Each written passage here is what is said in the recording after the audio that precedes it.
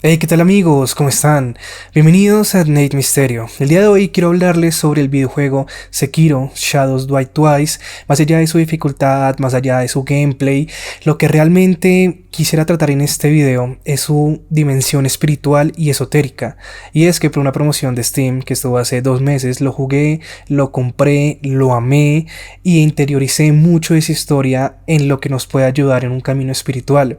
Y es que a lo largo de la historia del lobo, hay mucha dualidad, hay mucha disciplina, toma de decisiones y estas decisiones cómo afectan al espíritu del lobo. Así que sin más, vamos a hacer este análisis de la parte esotérica, de la parte espiritual de Sekiro Shadows Die Twice. Empecemos.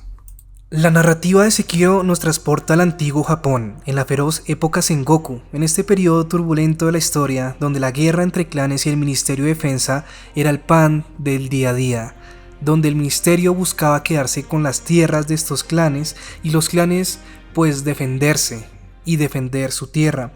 Se crearon alianzas y traiciones en esta época donde surge el personaje de Isshin Ashina, el gran liberador de Ashina, quien junto con su clan, por las condiciones de guerra en la que estaban, crearon y forjaron las artes esotéricas de Ashina, un arte con la espada que desafiaba las convenciones de honor shinobi de la época. Es decir, que para el código shinobi, las técnicas que utilizaban eran muy deshonrosas.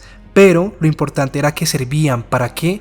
Para la supervivencia y para mantener nuevamente lo más importante en el videojuego, y también creo yo lo más importante en nuestras vidas, y es el hecho de obtener poder y conservarlo, la moneda de antes, la moneda de nuestros días. Ya con esto nos hace preguntar, este juego, ¿no es nuestra vida en ocasiones una danza sutil entre el poder y la ética, en búsqueda de la maestría en nuestras propias artes cotidianas, en búsqueda de una relación perfecta, de dinero, de poder, de un buen trabajo, las cosas que debemos crear con nuestro propio código y seguirlas?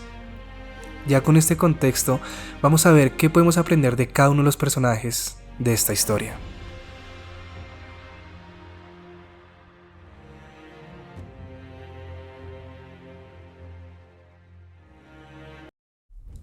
Uno de los mejores personajes de Sekiro, por su historia, las lecciones que podemos aprender de su historia, es el escultor.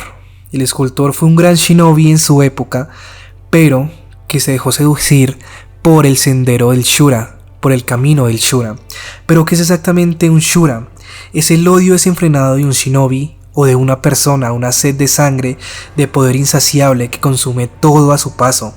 Para el escultor, este oscuro sendero comenzó a tomar forma el día que, junto a su compañero de combate y entrenamiento, fueron atacados por el simio guardián y su compañero murió. Por eso es que encontramos su dedo cuando matamos al simio guardián. Desde ese día, el sistema de valores y creencias del escultor comenzó a tambalear y se dejó seducir por el camino del Shura, por la senda del odio, donde matar se volvió sinónimo de placer y control, y por supuesto, de poder. Pero un día se encontró con Lord Isshin, e Isshin, al saber qué hacer con los shinobis que eran seducidos por el camino del Shura, cortó su brazo, al igual que Genichiro corta el brazo del lobo. ¿Esto con qué fin? Con el fin de que el escultor no pudiera volver a empuñar la katana. Aún así, con el tiempo, Dogen, un médico amigo del escultor, le dio la prótesis shinobi que nosotros portamos a lo largo del juego, pero aún así, el escultor decidió no volver a empuñar la espada, porque sabía que dentro de sí aún habitaba ese demonio, ese Shura, esa sed de sangre. Y esto se ve reflejado con las esculturas que talla. No son meras representaciones artísticas, sino son manifestaciones de su mundo espiritual y demoníaco a la vez. Los budas que emergen en su obra son símbolos de karma y justicia cósmica, recordándonos que nuestras elecciones traen consigo consecuencias. Sin embargo, en medio de esta representación del bien y del mal, todavía hay un aura demoníaco dentro del escultor. Incluso en la lucha por la nobleza pueden esconderse sombras y secretos oscuros. Todavía esa sed de sangre, a pesar de que talla estos budas que tienen una apariencia demoníaca. En su aislamiento y retiro, el escultor se convierte en un espejo de nosotros mismos, del equilibrio entre la redención y nuestro pasado.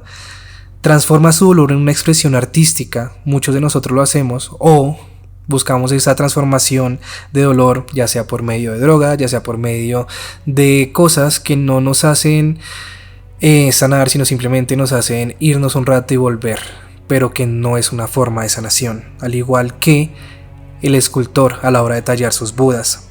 A través de consejos y enseñanzas, el lobo también ayuda al escultor a la hora de tomar decisiones y a nosotros mismos en el juego. Y en este caso es donde entra en juego la ética y las decisiones morales que tomamos cada uno de nosotros y cómo afrontamos esas decisiones. El escultor personifica las luchas internas y la búsqueda de redención que todos enfrentamos en algún momento de nuestras vidas. Su historia nos desafía a considerar cómo enfrentamos las consecuencias de nuestras elecciones y cómo transformamos nuestros demonios internos en algo positivo, si es que se puede, aun sabiendo que siempre van a estar ahí. Por mucho que luchemos por ellos, hay que aprender a convivir también y utilizarlos a nuestro favor. En última instancia, su legado subraya que la redención y la trascendencia puede encontrarse incluso en los rincones más oscuros de nuestra existencia. Una enseñanza de lo profundo que puede recalcar un personaje en nuestras vidas y cómo, por medio del control de las emociones, podemos pausar por lo menos un futuro o una decisión inevitable que nos lleve a un camino a tomar decisiones incluso más y más perjudiciales. Aún así, esta es la historia del escultor y cómo podemos aprender de esta historia. Continuemos.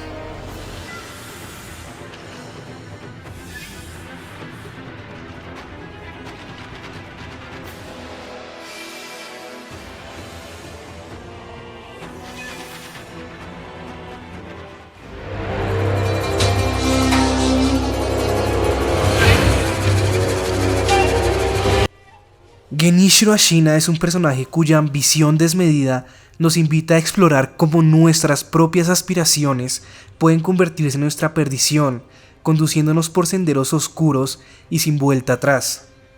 Genichiro se erige como una figura ambiciosa y decidida, dispuesta a sacrificarlo todo por la supervivencia de su clan. Su pasión, su ímpetu por mantener el dominio sobre Ashina lo lleva a buscar la inmortalidad por medio de las aguas rejuvenecedoras, ya que Kuro no quiso hacer el pacto de la sangre del dragón con él.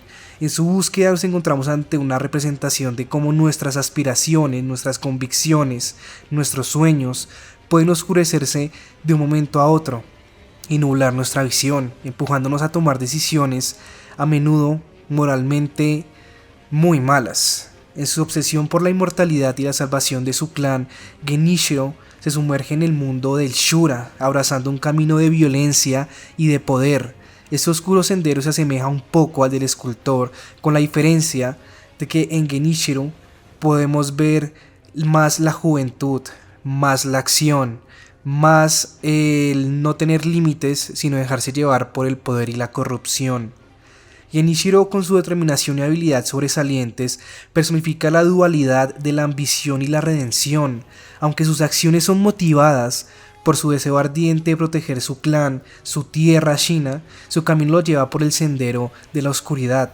Esta dualidad nos recuerda que nuestras aspiraciones, aunque nobles, deben ser equilibradas con la ética y la moralidad adecuada, para evitar ser consumidos por las sombras que pueden arrojarnos sobre nosotros, por esos demonios que habitan en nosotros. La historia de Genichiro nos llama a examinar nuestra propia ambición y a considerar cómo equilibrar nuestros deseos de poder y realización personal con la responsabilidad y la ética. Su caída en la oscuridad nos advierte sobre los peligros de cegarnos ante las consecuencias de nuestras decisiones. A través de Genichiro aprendemos que la redención no es un camino fácil, pero es esencial para liberarnos de las cadenas de la ambición desmedida y encontrar un equilibrio interno muy importante. Así como al enfrentar su lucha interna, nosotros también debemos enfrentar la nuestra, recordando que el poder sin sabiduría es una senda que conduce al vacío.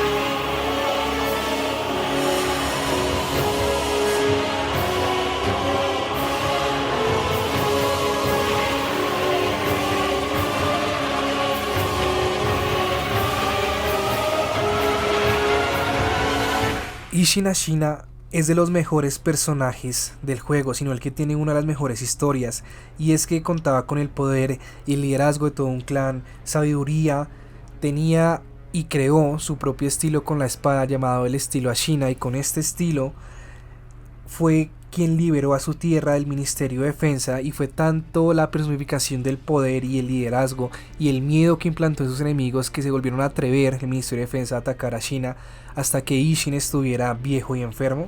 Así fue el miedo y así fue el poder que tuvo Isshin en su momento.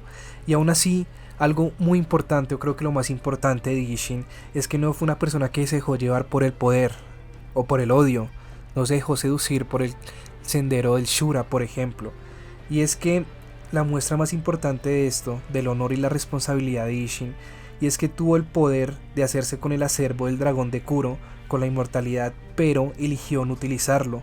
Su deseo de proteger y servir a su clan choca con el deber de mantener la paz de la región.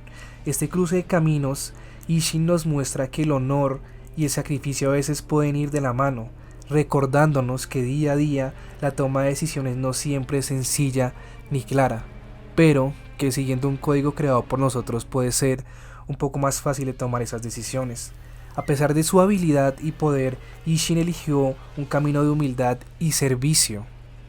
No se dio a la tentación de la inmortalidad, lo más importante, no se dejó seducir por el poder, y ayudó a Kuro, y también ayudó en su momento a Lady Tomoe y a Lord Takeru, descendiente o antecesor de Kuro. Esta humildad trascendente nos revela que la grandeza reside en la disposición de servir y aprender, incluso para aquellos que poseen las habilidades excepcionales, y tanto es así que en el final Shura, pues ya con su vejez, su enfermedad, se enfrenta a nosotros para que no nos hagamos con Kuro, es así su responsabilidad y su honor. La historia de Isshin Ashina es una invitación a explorar nuestros propios valores y las percepciones sobre el honor, la humildad y el sacrificio que tenemos. Su negativa a abrazar la inmortalidad nos enseña que el poder no solo es un medio, sino que es un fin en sí mismo. Su humildad ante las decisiones difíciles y su lección de ayudar a otros nos inspira a considerar cómo nuestras acciones pueden impactar más allá de nosotros mismos. La historia de Isshin nos recuerda que la verdadera grandeza reside en el servicio, la sabiduría y la humildad.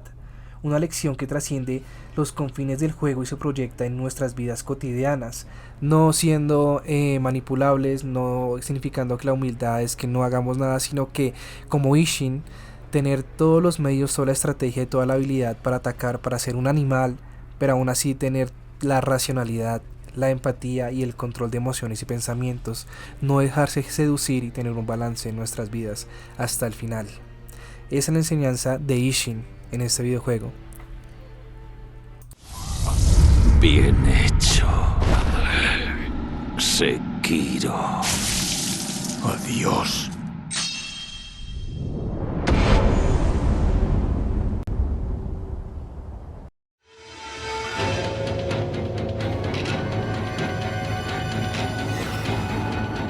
El lobo, nosotros, nuestro protagonista cuyo viaje de autoconocimiento y lecciones morales se entretejen con las historias de los otros personajes. A través del lobo exploramos la complejidad de la moralidad y la sabiduría mientras enfrentamos dilemas de toma de decisiones. El lobo es silencioso y astuto, encarna la vida solitaria de un guerrero en busca de un propósito. Su destreza en la espada refleja la maestría de Isshin y la resiliencia del escultor, pero también lleva consigo las lecciones de vida, de la humildad y la rendición que hemos aprendido. Su viaje nos recuerda que incluso en la soledad nuestras acciones afectan a otros y trascienden en el tiempo, como es el caso de la hacienda Hirata. A medida que el lobo enfrenta desafíos y decisiones, nos encontramos con un cruce donde nuestra propia moralidad y ética se ponen a prueba. Los 4 finales del juego, cada uno marcado por una lección que refleja el equilibrio entre la ambición y la redención, nos obligan a reflexionar sobre nuestras motivaciones y cómo enfrentamos las consecuencias de nuestras decisiones. Al igual que Genichiro, enfrentamos la ambición desmedida, al igual que el escultor, luchamos contra nuestras propias sombras y como Isshin debemos sopesar el honor y el sacrificio. La historia del lobo se convierte en un reflejo de nuestras propias experiencias y dilemas, nuestros logros y fracasos, nuestras elecciones y renuncias, todo se entreteje en la trama del juego. El lobo es tanto un héroe como un espejo que nos invita a explorar nuestras propias acciones y elecciones morales en la vida real, nuestros pensamientos, nuestras emociones. El viaje que se convierte en un recordatorio de nuestras decisiones no solo nos afecta a nosotros mismos, sino que también influye a aquellos que nos rodean. La historia de Sekiro, del lobo, nos desafía a examinar nuestras propias decisiones y elecciones morales en el contexto real. A través de su viaje aprendemos que la redención, la humildad, el honor son valores universales que trascienden en las eras y en las pantallas. Al igual que el lobo, enfrentamos dilemas que pueden oscurecer nuestro camino, pero también tenemos la capacidad de encontrar la sabiduría y la redención en medio de las dificultades. La historia del lobo nos inspira a abrazar nuestro propio viaje de autoconocimiento y a tomar decisiones que reflejan la integridad y la ética, recordándonos que cada elección forja nuestra historia y nos ayuda a encontrar un equilibrio entre la ambición y la redención en nuestra propia búsqueda de trascendencia espiritual, moral o en búsqueda de poder o lo que nos motive día a día a seguir viviendo.